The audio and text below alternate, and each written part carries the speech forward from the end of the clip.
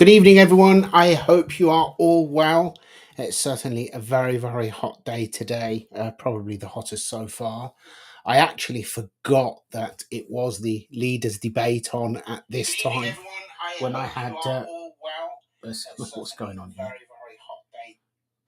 And I totally forgot that it was the leaders' debate today, but I did watch a little bit, and I wasn't too impressed.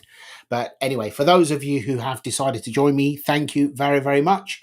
And for those of you who will be joining afterwards, then also thank you very much for watching. I have noticed that the views do go up tremendously by the next day or two. So it's nice to know that people can actually watch at a time that suits them. So there's advantages to online live streams, and there are also advantages to live meetings. And talking of meetings, I have rescheduled the meeting I had booked for Sunday because I had arranged them a while back. Totally forgot about the football at the last meeting, which was a week last Sunday. It was at 6 o'clock, so it was in between two football matches, and the same was due to happen this Sunday. So I've moved it to Wednesday evening at 7 o'clock. There's no football on Wednesday. Venue to be announced. I have 2-3 places in mind. Will be confirmed in the next day or two, and then I will let everybody know. So questions. Let me see what you've got for me today so far. Although I have had quite a few emailed to me. So, Chakos, good evening. How can we cut down wastage in the NHS? Actually, I'll actually overlay these so you can see the questions. Let's get rid of this, and there we go. Okay, right. How does this work? Chat. So we've got this one. Good evening. How can we cut down on wastage? My local Tory MP has resigned. Good job. I voted reform. Okay, well, our local MP, Northampton North, he stood down. He was an MP for 14 years, stood down, and they effectively picked somebody at the last minute. I'm making a point. The other candidate standing in Northampton, don't know them. They're new. So I'm not making this about them, not mentioning them, not discussing them, or saying anything derogatory about them in any way, shape, or form. That's not why I'm here. Yes, I am enjoying picking on Keir Starmer. I am enjoying picking on Rishi Sunak and the rest of them. And I'm sorry, they deserve it. That's a different matter. But I'm not picking on people who are standing for whatever party just because they're standing for whatever they believe. But our local Conservative MP stood down. Again, obviously, I'm sure that he was aware of the tidal wave of anger that is coming their way. Okay, and did you see? I didn't see the investigation. I haven't stopped. I literally catch up with everything to do with policy and everything to do with whatever I need to discuss with people. And most of the time, I'm out and about meeting people, appointment after appointment with everyone locally.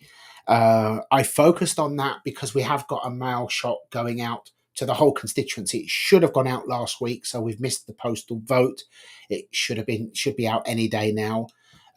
So luckily, I have also had a few people also volunteer to help to give out flyers for me. So I'm dedicating more of my time to either making myself available every day somewhere for people to meet, and every day people do come who want to have a chat with me and ask me something in private, which is why I'm here, and I would like to continue to do that in the future. But I'm so limited on what I can watch. It's just 24/7. It really, really is. Okay. Will reform make more apprenticeships available? I sincerely hope so, and I'm actually going to get onto that in a moment. Now, firstly, wastage NHS. I actually mentioned this in a group, in a comment in a group a little while ago, and there's somebody who's obviously just wanted to be argumentative, like, well, where is the wastage? I'm sorry, there is. I know through people who are within the NHS, the candidate for Northampton South is a paramedic, has been for a few years. He works a grueling schedule and he's standing because he feels so passionate about the NHS. The deputy head of the party, Dr. David Bull, is a consultant, knows the workings of the NHS. We have other people from within the NHS, and this is how it stands. The working, the frontline staff at the NHS are working to their limit. They cannot work any more than they are. So for Labour to be saying that they're going to just generate thousands of appointments out the blue by offering them to work in the evenings, they can't do it. They just cannot work anymore. Working conditions are one of the biggest factors that people are leaving, so that needs to be addressed. Secondly, it is a fact that there are thousands of non-medical consultants in the NHS who are earning as much as £500,000 a year, if not more. Everything that is supplied to the NHS is ridiculously overpriced. It really, really needs to be worked through efficiently and ruthlessly, and more resources should be put to frontline staff, to medical staff, and at the same time, reforms proposing to offer medical staff 3 years tax-free earnings to motivate them, encourage people who have left to come back to the NHS, which will then in turn cut down the amount of agency staff. And talking of agency staff, it did come to my attention that locum doctors can actually charge the NHS as much as £4,000 or £5,000 for half a day. This is where money is going. And yet, the British Medical Council has a cap. I never knew this until not that long ago. They have a cap of 7,500 doctors per year. So there are people out there who want to be doctors but can't because of this cap. And yet we import doctors or use locum doctors or whatever happens. So it does need looking at very, very carefully. We need to ensure that the NHS is not used for medical tourism.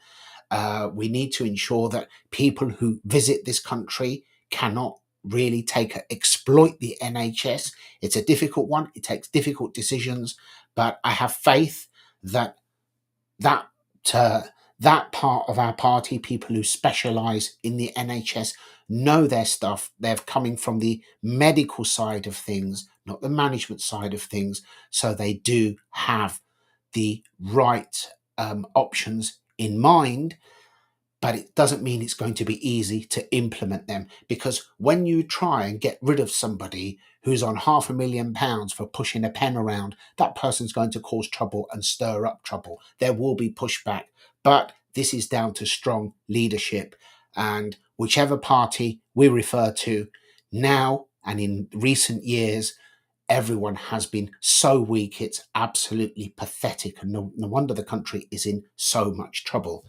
Um, uh, okay, right. Apprenticeships. Said this before. My thoughts, and yes, definitely, this is a party policy. But let me express how I feel about things, because I'm very, very big on mentoring young people. I strongly believe that there are far too many people who have skills outside of academia, who have aspirations other than to be confined to several years of the national curriculum, followed by 3 years of critical race theory, or cotton wool studies, or something else, or some sort of ology degree that won't actually earn them a great place in the workplace, in the marketplace. And yet there are youngsters who are 13 or 14 who actually are not very academic. Maybe they're not keen on school. Maybe they can't concentrate. They're not interested. They're bored, whatever. Maybe they just like to do things with their hands.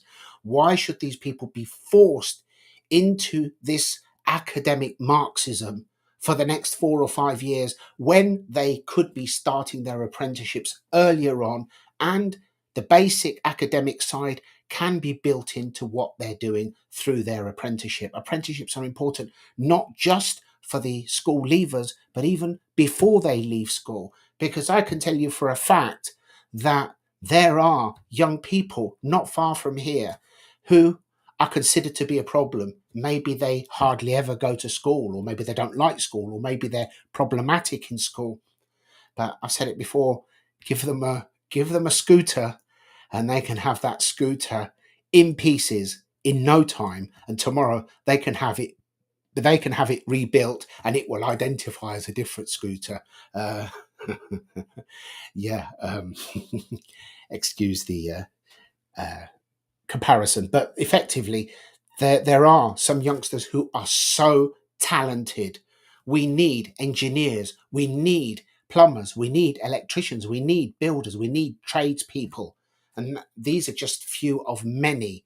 We must not underestimate these youngsters, their skill, their aptitude, the talent that they have, and why should we force them into mainstream education, bored out of their brains for the next 4 or 5 years? And often, if we do that by the time they get to 18, where they may have been considering going to college to study engineering or to be an electrician or a plumber, they've had enough by that point and they give up and their life gets off to the wrong start.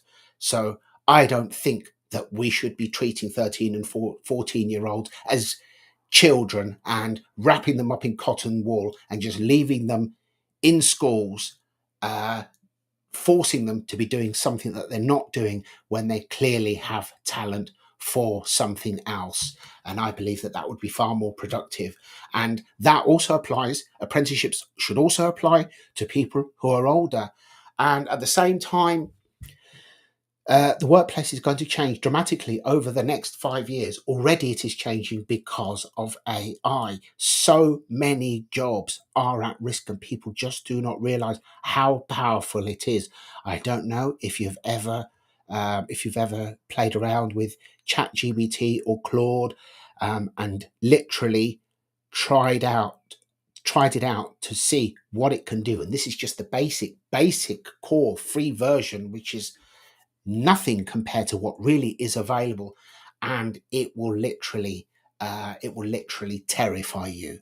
I have Here's an example. I have literally gone into ChatGPT and entered generate an HTML um, contact form or mortgage calculator, and it does it. And if I take that code and then delete a few characters and put it back and then say check this code for errors, it finds them in seconds. So think about all these people who are systems analysts, all these people who spend hours, days, years checking computers, analyzing systems, writing code at X amount per hour or per day or per month or whatever it is. They could be gone overnight because AI is on their tail. So we must ensure that we have facilities in place to retrain people.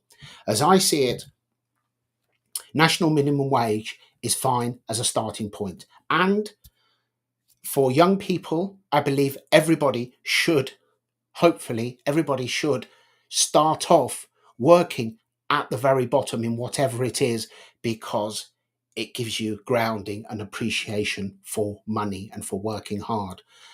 But 4 or 5 years later, if people are still on national minimum wage, something is wrong, and it doesn't mean it's their fault.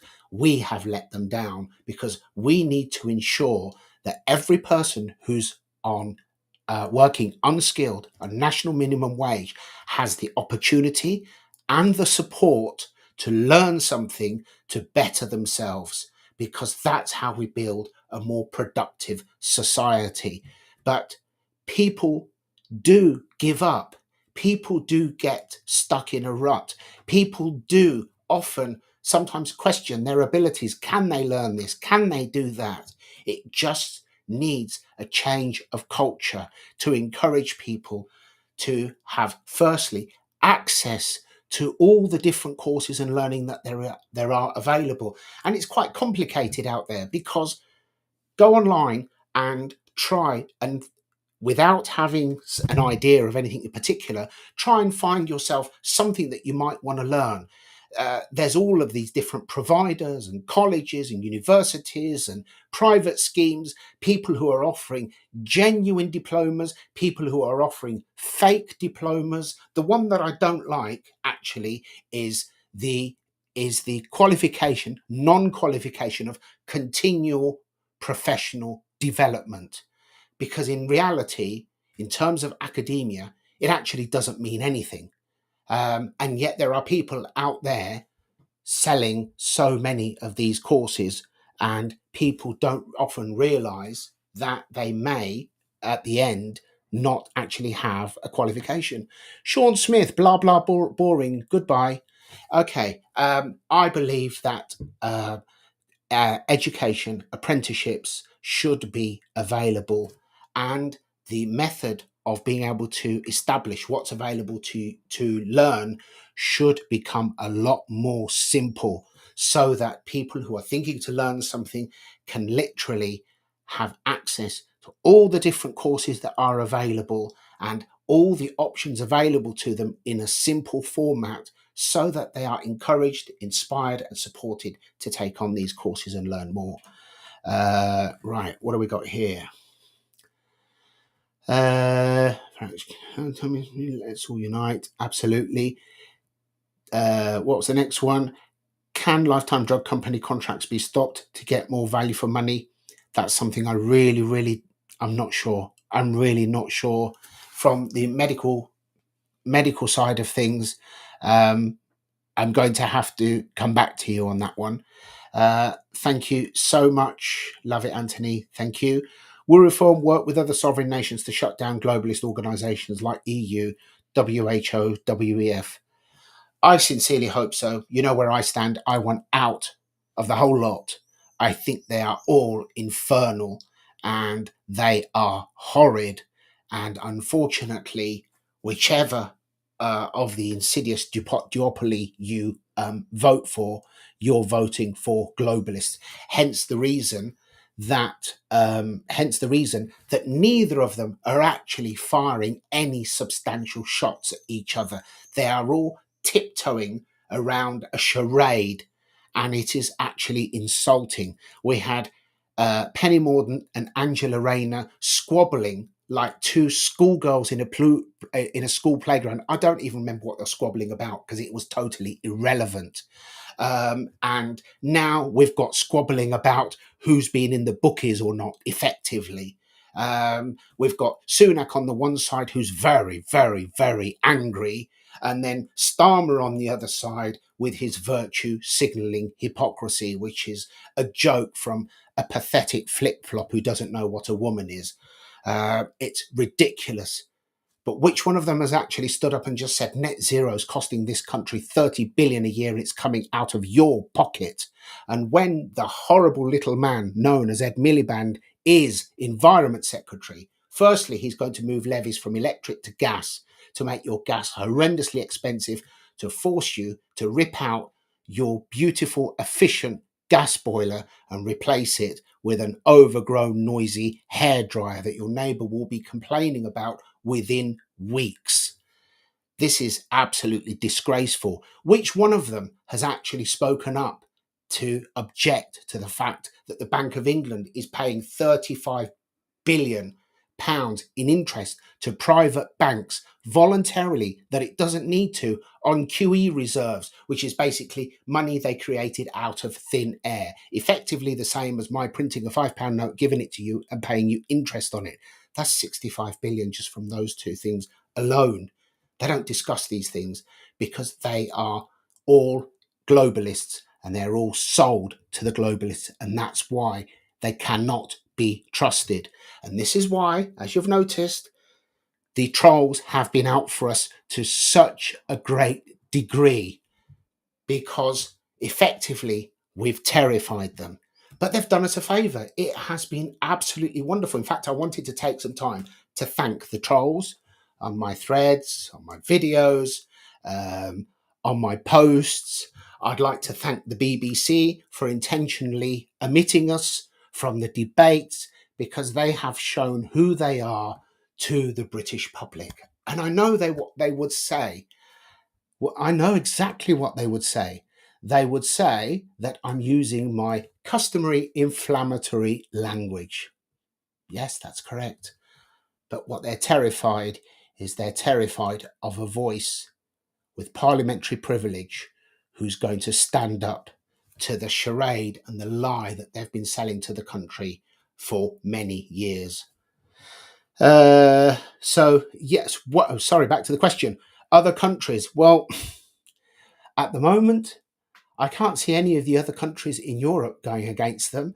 But then we've seen a massive shift last week, which has terrified them all.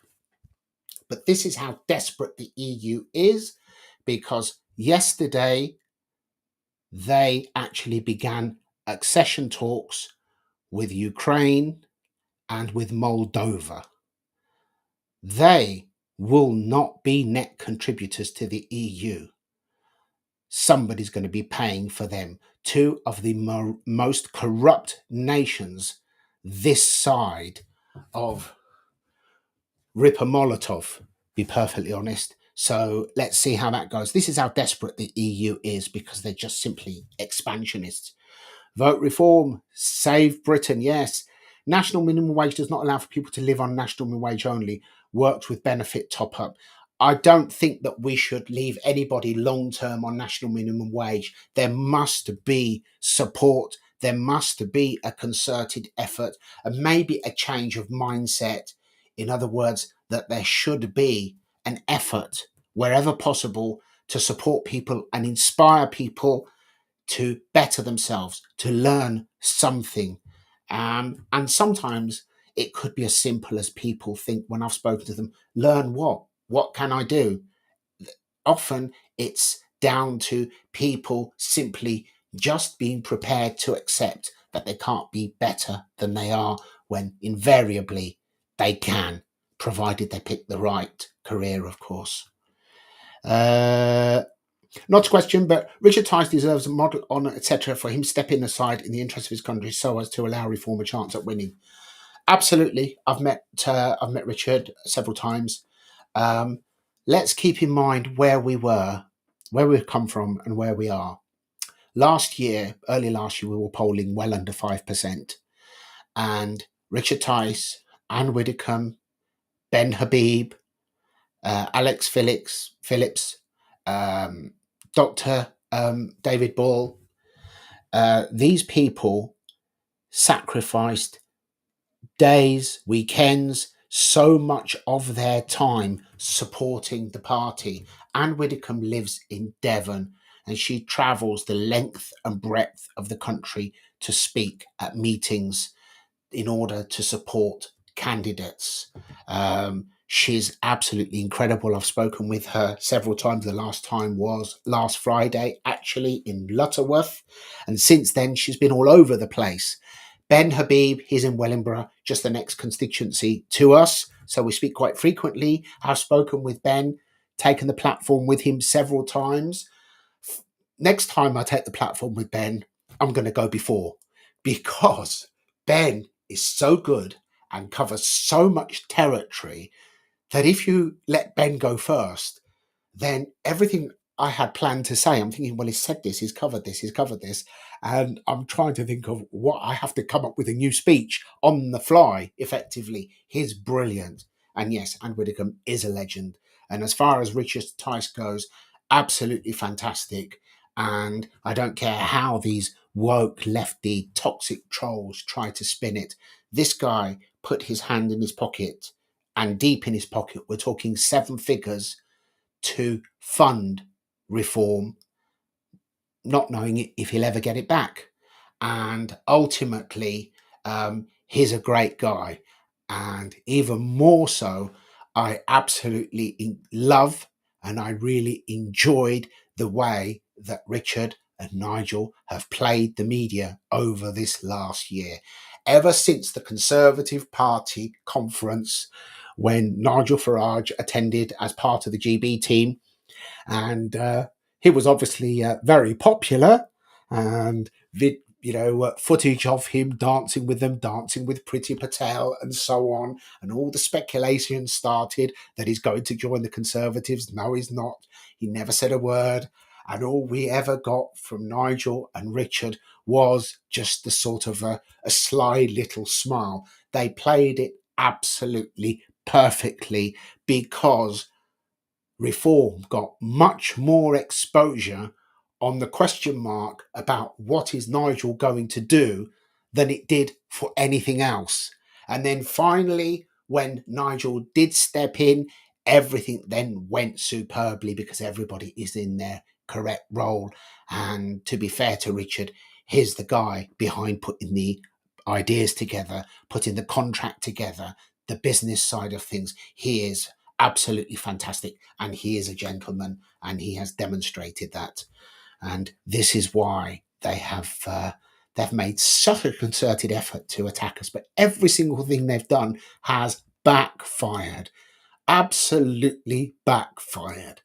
And I don't know which is the highlight of the campaign so far, to be honest. And who knows? We've got another week. Who knows what will happen?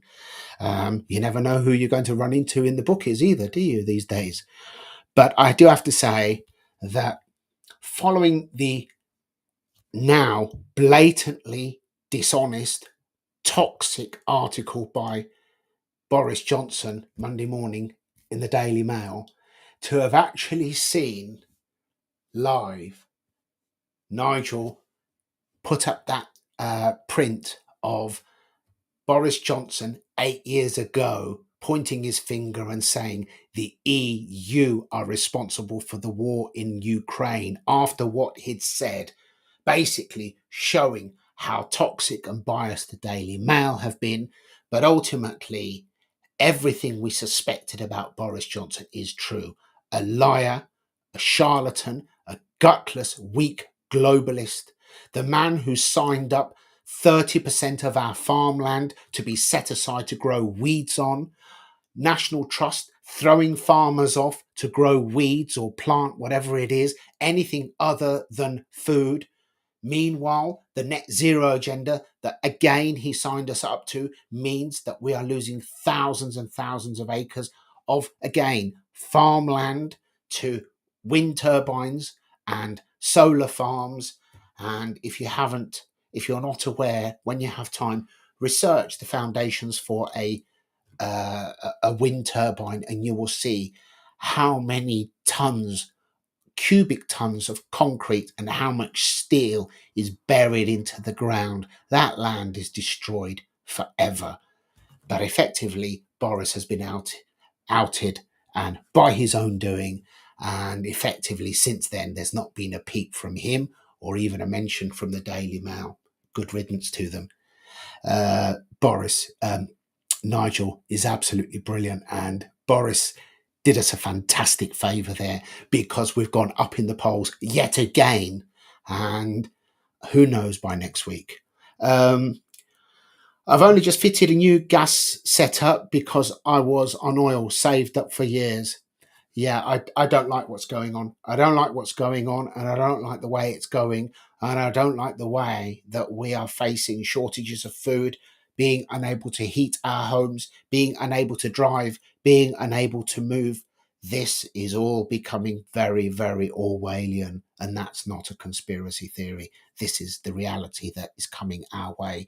We need to fight back, and we need to fight back really, really quickly because there are so many people out there who are literally taken in by these blatant lies. How can they be taken in by them? I'll never know. I cannot listen to this waffle. Oh, goodbye, Sean. Could not believe that the New Statesman channel was putting out about Nigel today. Absolute untrue slander. Yes, bring it on. The more they do it, the more it shows that we are knocking on the door of people who are now terrified. Because whatever happens next week, whether the numbers are small or large, ultimately, the fact that there will be representation of reform in Parliament with parliamentary privilege who will be able to say things that the BBC normally would block out. That terrifies them. It literally terrifies them. And with every day that goes by, the Conservative vote is collapsing, as we've seen, but also so is the Labour vote. They were at 48% or something in theory. Now, this is based on the polls that they have in public, which are biased because the polls that they had out in public are you going to vote Labour, Conservative, SDLP, or other? Look at all the polls that are done online. And I don't mean by anybody who supports reform, by anyone. And you will see that reform is ahead of all of them. Anything could happen. They are terrified. Next Thursday evening, when the polls close, when the counts begin to come in, anything could happen. Anything. And that's got them panicking. Okay. And with the sorry, I'm just seeing this again. Respect to and everyone else. Now that's people working for the people. Absolutely. And most of the candidates are people with lives, with careers, businesses, retired. They don't need to be putting themselves in the limelight and facing a barrage of toxic people who are going to go through your social media to try and find something you laughed at back in 1832. I've had it as well. My Twitter has 71,800 posts on because I used to have news on my website, RSS feeds, auto posting, everything. Try explaining that to these people. My God. Anyway, my son is. Sorry, I'm getting tired. I need my glasses. My son is 15. He said reform Farage are viewed extremely highly by young men, 14 to 20. What is it that's captured the British youth's imagination? And do you think Starmer giving under 16s the vote could help us? Okay, that is definitely the case. Last week, I was at a live debate for BBC News. And when I arrived there, it was early in the morning, there was half a dozen students there. And half of them I recognised because they had been to my meeting the previous week. So I thought, I wonder what they're going to ask them and what they're going to say. But I didn't know because obviously they went into the area to be interviewed, left, and then we went in to conduct our debate. And I couldn't wait to finish to go back to BBC Sounds and listen to what was said. And it was absolutely hilarious because the presenter in her BBC glory was asking these students, well, now that you've left college and you're facing life and it's the first time you're going to vote, who you're going to vote for? First one said, reform. And she asked the second one, and who are you going to vote for? Reform. She asked the third one, and she didn't ask anymore. And I think when I spoke to this youngster, the one that was there, he said to me, he's just leaving a college just up the road here from, not far from me in Kingsthorpe Village in Northampton, if you know where that is, if you're local. And he said he was sick, absolutely sick to death of having this gender ideology rammed down his throat, as they all are. He said, for example, any mention of a normal relationship and the response was, you should be focusing on your studies. Anything that referencing to not a normal relationship, then they would sing it from the rooftops. And I think that they underestimate young people because they are young. They're not stupid. They're young. They're not gullible. They're young. They're brave. And their minds are still pure because they're not cluttered with all the nonsense that much older people are. And they're all seeing through this nonsense. This last few years has created almost an entire generation suffering climate anxiety, all sorts of issues. This has been done to our young people by these evil people who will use any excuse, any grounds to be able to control, to dictate, to tax, to restrict, to create their own cultural, social, political Marxism globally. They are evil people, and we need to fight back. And these young people, they're sick to death of it, and it is backfiring en masse. And it's not just here. Throughout Europe, the largest movement to the right has been young people. That's what's got them terrified. Was a slam dunk from Nigel. Oh, that was absolutely hilarious. I've watched that several times and I still find it entertaining. And I will do, I believe, for years to come. I don't understand the seat percentage. If you win the constituency, you win the seat. I believe Reform will get more than the predicted 18 seats. The predicted 18 seats is based on the mainstream polls. As I said, Labour, Conservative, SDP, other. This is basically what that's based on. We're not going to conjecture based on online polls or anything like that. It all depends on the spread of the vote share. If you want to play around and get a feel for it, go to a site called Electoral Calculus. Let me just double check it. Electoral Calculus. And it has on there, if you look up your prediction, and you can play around with percentages, and you will see the Conservatives always have the advantage. It's down to the makeup of their voter base, because there's certain parts of the country where they never win, but they don't have many voters there, so they don't have many votes that go to waste. So effectively, Labour, the Conservatives can get the same amount of seats as Labour with 2 or 3% less, and Reform would have to get 5 or 6% more than the Conservatives to get the same number of seats as it stands. But remember, this is based on conjecture, because it's our first election as Reform. So we don't know yet, but pure conjecture. If Reform's vote is spread evenly throughout the country, we could have the largest even or second largest share of the vote and get hardly anything, depending how the makeup of that vote is. But if constituency by constituency we get the most votes, then obviously in every one of those constituencies where we do, then we would effectively, of course, win that seat. But at this point, it is the unknown. That is why we cannot let up. We cannot ease off. We must keep fighting till the last minute, because there is hell on its way. Have you not noticed that the unions are conspicuous by their absence? Their silence is thunderous. Have you not noticed that the Labour Party manifesto basically has minimal amounts of spending, because minimal amounts of spending reflects minimal amount of taxation, so they don't have to justify it. But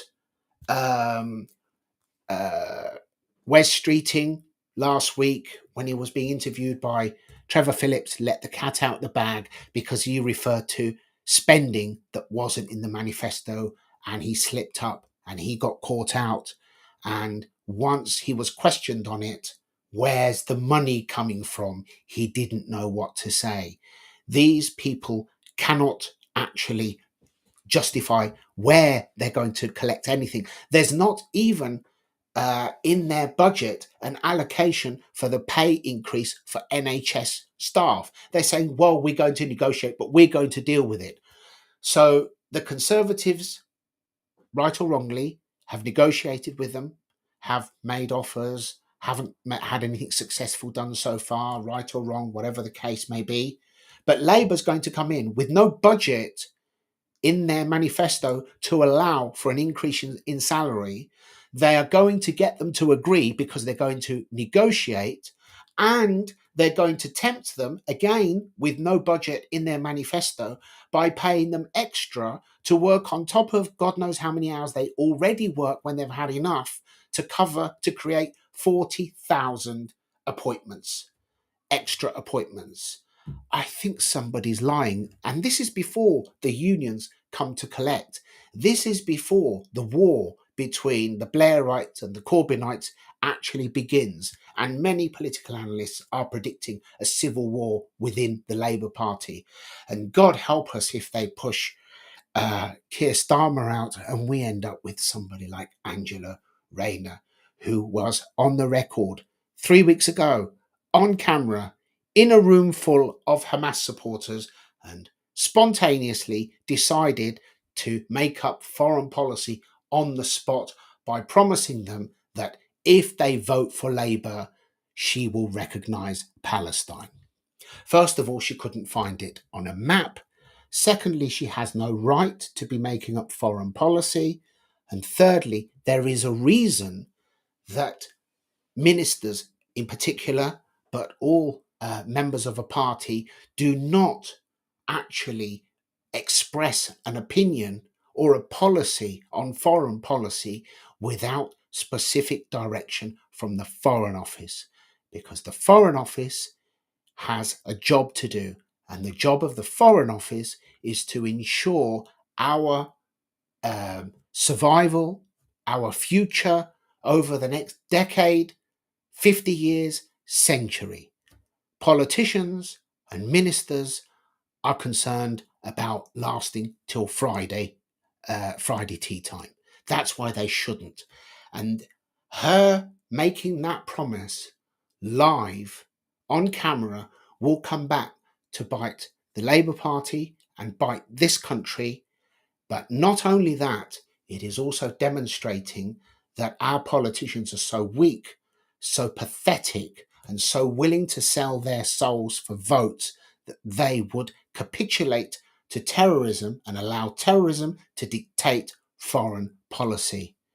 But if that is the case, then what precedent has that set for international borders? Where does that leave the Donbass, Crimea, Transnistria, Kashmir, many other places around the world with borders that are being questioned? Because she sent out a message that if you hassle enough, if you cause enough trouble, that politicians will listen to you. She had absolutely no right to make that statement, none whatsoever. But mainstream media hasn't picked up on that. I wonder why. It's so exciting waiting for the election results. How I'm going to last, because Northampton is one of the last to call, normally 4 or 5 in the morning. How I'm going to last till 4 or 5 in the morning, I don't know. I really, really don't know. I don't know if I'm going to be so tired I'm going to pass out. I don't know if I'm literally going to be so excited I'm going to be high as a kite, restless. I'm not sure. I actually don't know. What do I take with me? Do I take with me like 2 or 3 bottles of cans of Red Bull, or do I need beta blockers? I'm not sure what I'm going to need, but I'm really, really looking forward to it. And my only regret is that this was pulled on us in a snap election for obvious reasons. If I'd have had the next few months to build up a team, to work my way around the constituency, to hold more meetings, to get to meet more people, to learn from people, to hear their thoughts, to hear their concerns, to hear their whatever they disagree with. Because what matters here is not me, it's not my reasons for standing. That's par for the course. What matters here is democracy. It's democracy that matters. We don't have democracy. We have, if you don't agree with me, I hate you, because I'm tolerant. And because I'm really, really tolerant and you're not tolerant, I hate you. It's this logic that is illogical, I'm afraid. Okay. What's next? Imagine if a miracle happened and because Labour wins so many seats, that means the opposition may only need 30 seats. The opposition shadow cabinet.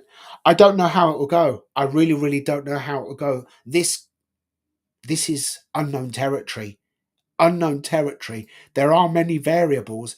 And really, if you want some fun, go on Electoral calculus and have a little play around and try different variables, because it's quite interesting what actually happens. However, there was an article, I looked up some info about it and I wrote about it as well, that as little as just over 100,000 votes changing sides in the right areas and in the right numbers, of course, could actually deny Labour a majority. Keep in mind, for Labour to win a majority, not a landslide, a majority, it will mean the largest swing in electoral history. And yet, at the local elections, not long ago, when the polls were saying 48%, Labour got 35%. That's 1% lower than they polled last year. So this is not Labour's victory, it is the Conservatives' downfall. Now, what has happened since the local elections up until now at the coalface? I don't mean with skewed, biased polls. I mean at the coalface, when people are putting X marks the spot. Will it still be 35%? Will it have gone up? Will it have gone down? Also, what effect will George Galloway's Workers' Party have on the share of Labour votes? They might not be massive, they might not have great exposure, but there are people who will leave Labour to vote for the George Galloway's party. It might be in many constituencies, it might be just a few hundred. But if it's more than that, that could actually split Labour's vote, because Conservatives are so focused on reform. And let's be serious, really. The Conservatives should actually be ashamed of themselves. I'm surprised that any of them have the audacity to stand. If they had any respect or self-respect, if they had any conscience or love for the country, they'd just stand down, wouldn't they? Why would they stand after what they've done to our country? But we've been so busy discussing that or hearing about that, nobody's actually been discussing the risk to the Labour Party from George Galloway's party. They have a candidate here in Northampton. They have candidates in many parts of the country. I don't know what effect they'll have. Again, unknown territory. So anything could happen. Me too. Tens. Okay, youngster like a role model and war hero. This is Nigel Farage totally. Well, ultimately, he stands by his convictions, and that is what they hate, because they've not been able to break him. And there are certain things that he set out to do, and in his words, when I told them we were going to leave the EU, they laughed. Well, they're not laughing now, and they can't get over it, especially that Dutch guy, Guy Verhofstadt. What a toxic man he really, really is. I see him on Twitter, and I swear that man does not sleep, because he must have nightmares about Nigel Farage. I would imagine that he's got a picture of Nigel Farage on his wall, which he uses as a dartboard. That's how toxic he and many like him really are. Would reform be able to assist Tommy Robinson from within for obvious persecution and attempts to cancel silence him? This is a really, really difficult one, because you see, the media has been so successful in its portrayal of, you know, of what it perceives to be far right, and we all know exactly, don't we?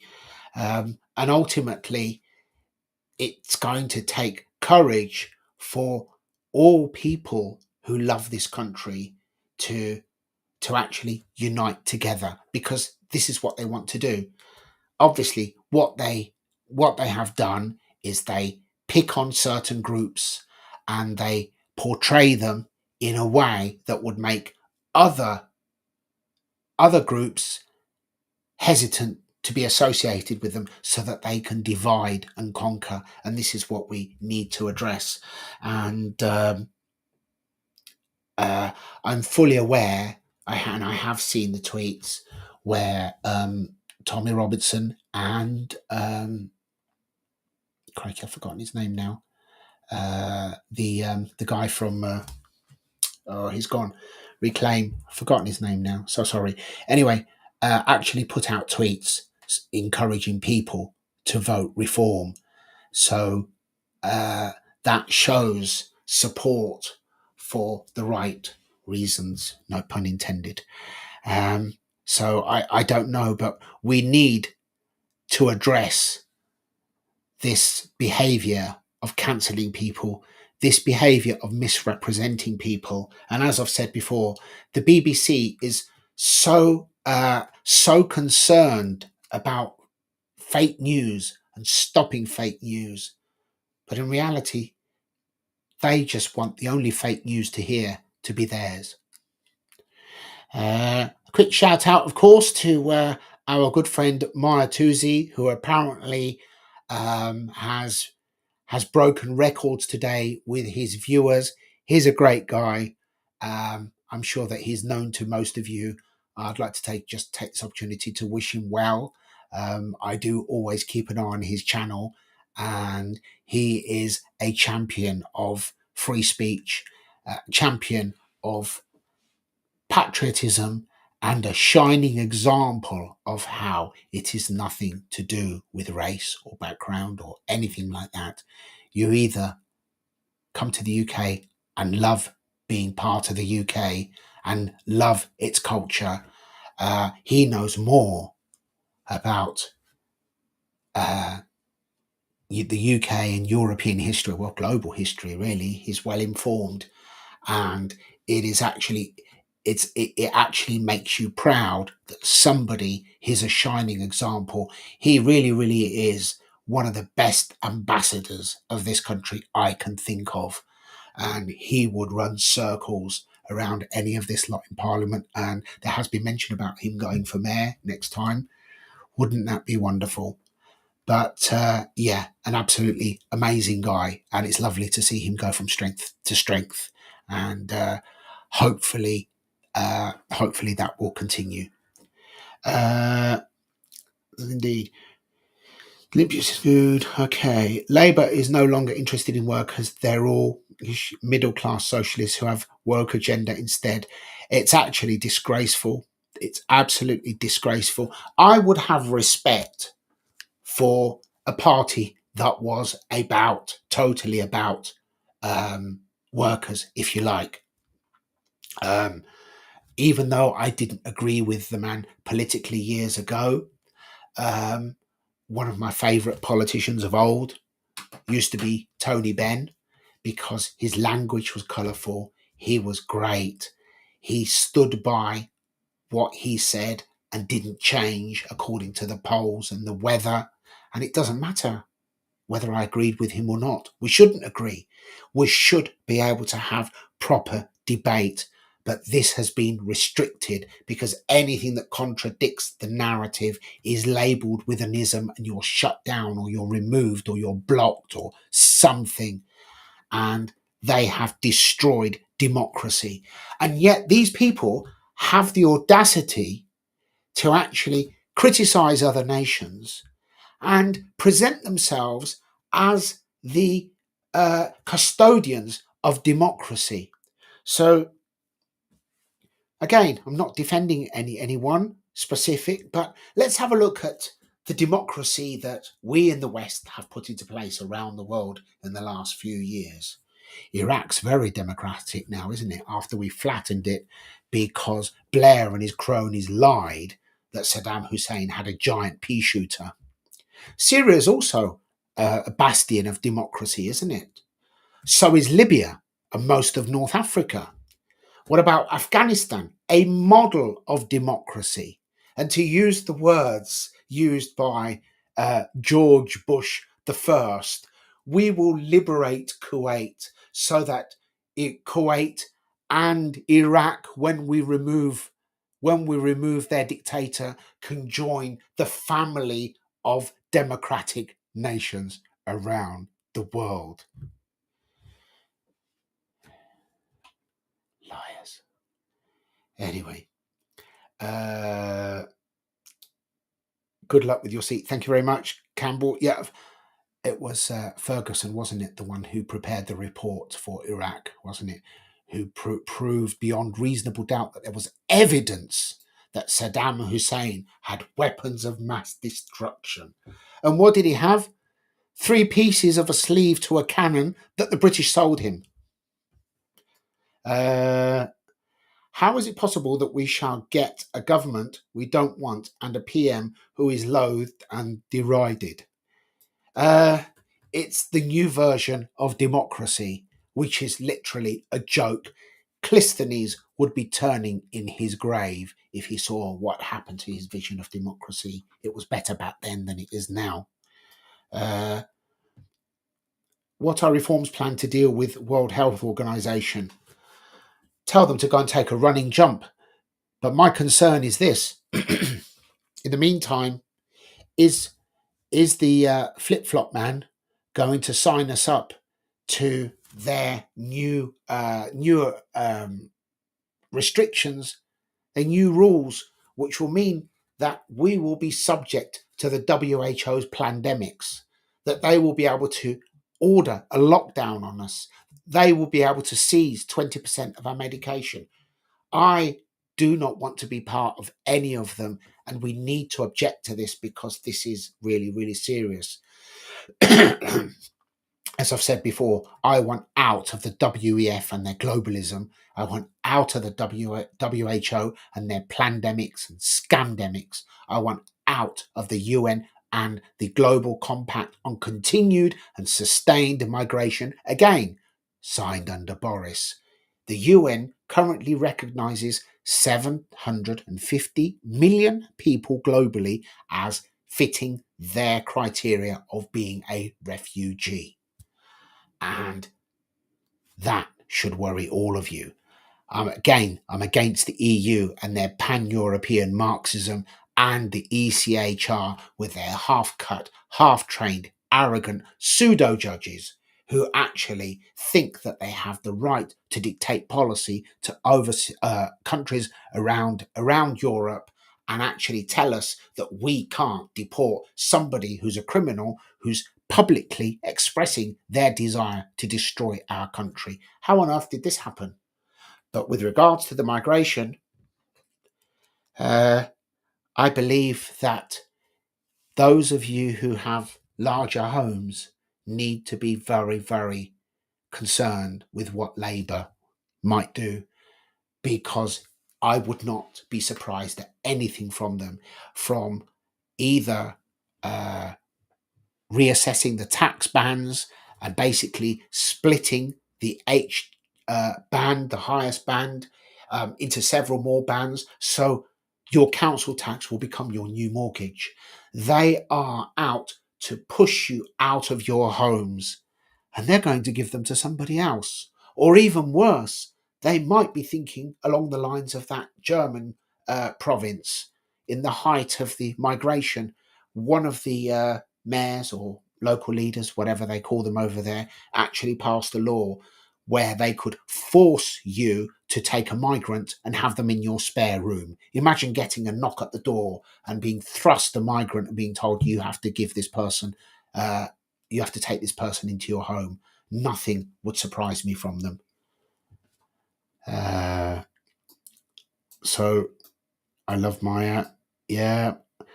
Hopefully Maya's father gets freed from Iran. In Iran, yes, absolutely. New Zealand has mixed member proportional representation. It can be awkward at times as the dog can wag the tail. Maybe another form for Britain in the future. Yes, obviously that is one risk with PR. Whatever happens, there must be resolution by democracy. In other words, if we look at the EU, it is a constitution based on the veto. That's why it is doomed to fail. It cannot work. The reason that we don't have a trading agreement with the Mercosur countries, South America, is because every time it was on the table, France said no, because they were concerned about their own interests, farming, etc., energy, and so on. But that meant we could not, as the EU, when we were part of it, could not have a deal with these South American countries. But when the war in Ukraine began, we didn't have access to the food from South America, grain, different products, oil, so many things that we should have been able to trade with. So that works within government.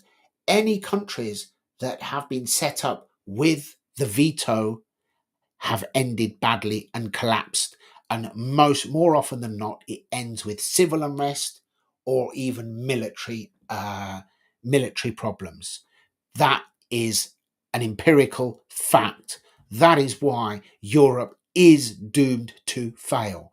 And that's why any form of PR must be one based on a resolution by a democratic vote, and that vote must be respected. And as you know, these people don't respect it. Look what happened when Ireland voted against the Lisbon Treaty, and they made them vote again. That shouldn't be the case.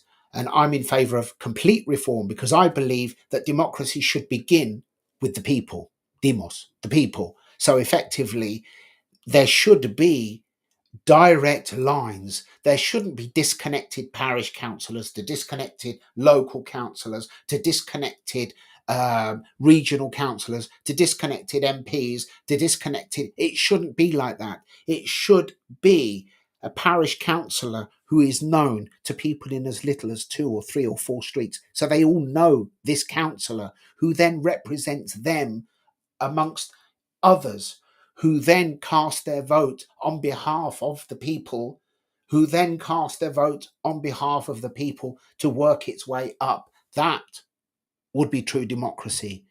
But unfortunately, I don't know.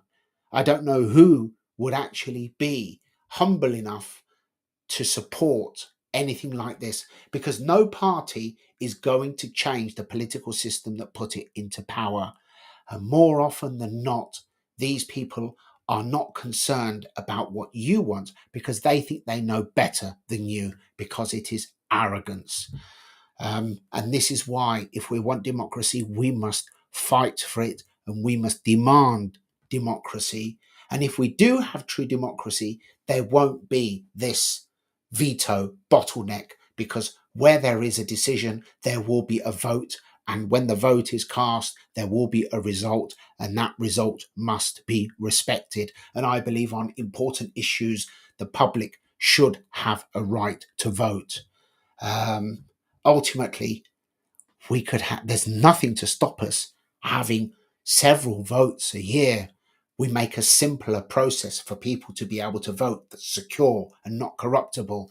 People must be given the opportunity to voice their opinion. And even more importantly than that, no one person or group of persons can be trusted with the tiller of a country unchecked, because they are human, or at least I think they are. And the only way that people who lead can be grounded, can be kept in check, is to ensure that they are accountable, and they must be accountable to the people. And when I say accountable, I'm talking genuinely accountable for genuine reasons, not the nonsense that our media, which is so destructive to this country, focuses on. They should be concerned within reason. I'm not saying that anybody who has uh, who has done something very bad in the past should be able to cover it up. No, of course, but ultimately we should be focusing on those who their conduct uh, when they are serving. And ultimately, we should support democracy and we should respect a democratic decision. And as you have seen on many levels, which I won't go into, that is not respected anymore, because we have this toxic undertone of people saying, no, no, no, you voted because you're stupid. That's why you voted this way and not that way. Or only old people voted for this, and many of them have died now, so we should vote again because this result is now based on dead people. I'm quoting Femi here, and you probably know what I'm talking about. Uh, Some mainstream media putting a story out about two viruses around third lockdown on the horizon. I've heard that several times, but at this point, I'm more concerned about fighting to deny the WHO the right to order a lockdown and to control us. So, uh, damn the tail can wag the dog. Sorry, Anthony.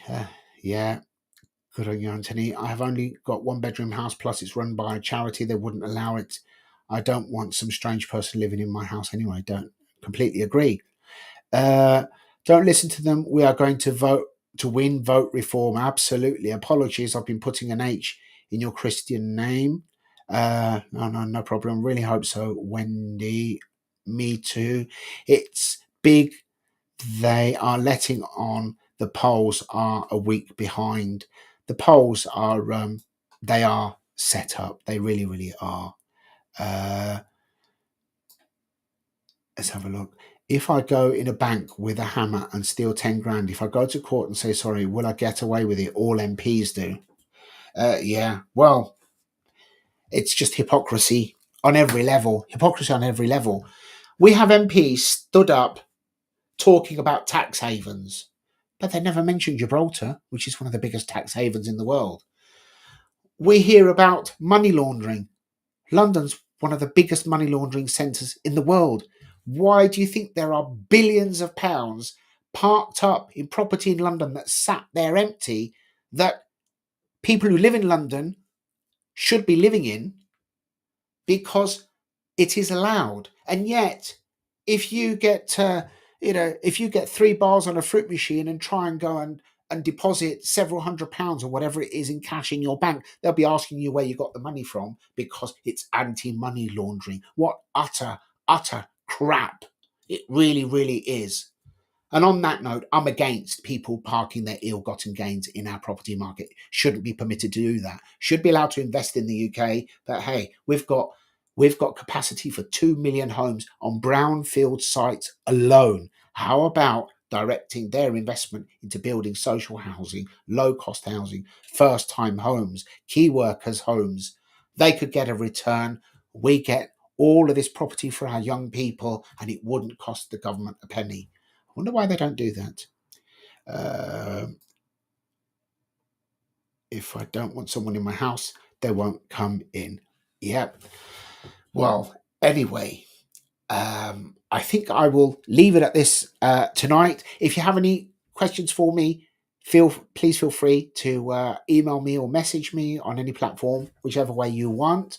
I'd like to also thank the one or two trolls that we had tonight. They do make my day, but it's always the same story, isn't it? No name or no photo or something. And I forgot tonight actually, because I do normally like to extend them an invitation to join me for a live stream, and they can say anything they want, anything. Yeah, as long as they're not swearing and offending everyone, of course. But they can insult me, that's fine. That's why I'm here. But they never take me up on that. I don't know why. Okay, Reform Rally on the 27th. Uh, don't forget that on the 3rd, if you are in Northampton, in and around Northampton, whether you are in Northampton North or Northampton South, we'll be holding a meeting on Wednesday, the 3rd of July at 7 p.m. Venue to be announced. I've already been offered a couple of venues. I'm just looking for somewhere a little bit bigger because I'm hoping that we will have more people than a lot of people this time. And I would like this not only to be a meeting, I would like it to be a collective celebration of how far we've come in our war to free our country. If you're in this area, I'll be there. Anthony Owen will be there, who is the candidate for Northampton South. Not sure if Ben Habib will be free to join us. He's obviously got his own campaign in Wellingborough, but I will ask him. And whoever else may join us.